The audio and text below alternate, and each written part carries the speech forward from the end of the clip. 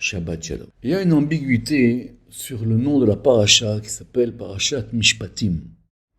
En effet, on vient de recevoir la Torah dans Parashat Yitro, et la Torah nous donne des Mishpatim, dont on ne sait pas exactement d'après le Zohar si ce sont des jugements qui doivent être prononcés à la suite de conflits entre des personnes. Une personne, elle va creuser un puits, l'autre va tomber dedans. Deux personnes vont avoir un dommage. Et est-ce que les mishpatim, c'est le jugement qu'on doit faire pour régler ce problème? Ou est-ce que c'est la chose elle-même? Comment ça arrive que deux personnes vont avoir un conflit? Il n'y a pas de hasard. On vient de recevoir la Torah.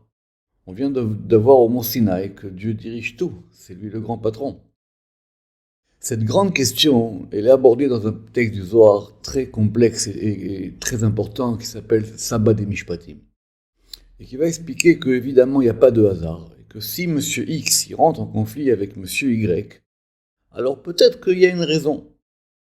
Et c'est le principe et la question complexe des Gilgulim. Un Gilgul, c'est pas une réincarnation, c'est faux. Un Gilgul, littéralement, c'est un enchaînement de choses. Comme c'est marqué dans la Mishnah, qui m'a expliqué Rav Daniel Cohen, marqué dans la Mishnah, les galgel davar betor davar. Dire une chose, elle va s'enchaîner avec une autre chose. Alors ça sert à rien, hein, l'erreur que font la plupart des gens, de se dire, alors s'il m'arrive ça, c'est à cause de ça. Ça sert à rien, ça mène jamais à rien, et de toutes les manières, on n'a pas de réponse à ça.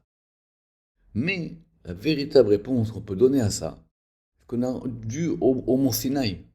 Au Mont Sinaï, on a dit Naaseh v'nishma. C'est-à-dire quoi Naaseh v'nishma?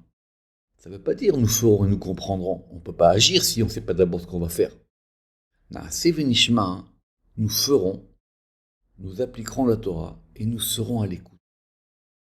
Il faut être à l'écoute, Nishma, comme dans Shema Israël. On doit être à l'écoute des choses qui nous arrivent.